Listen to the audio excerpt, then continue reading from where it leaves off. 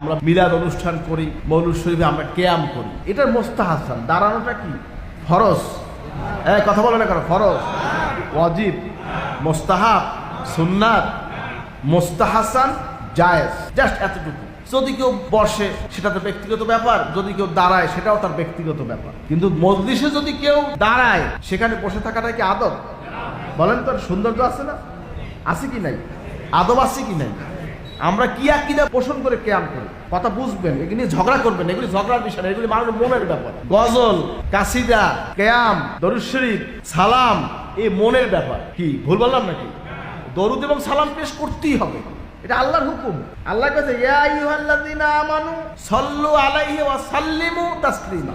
এখানে আল্লাহ কিন্তু ফার্স্টে কাছে হে ঈমানদারগণ, ঈমানদারগণ, ইয়া আইয়ুহাল্লাযীনা আমানু, ঈমানদারগণের উদ্দেশ্যে আল্লাহর কথা বলেন না সুবহানাল্লাহ। এখানে আল্লাহ কিন্তু অন্য কিছু বলে না, ঈমানদার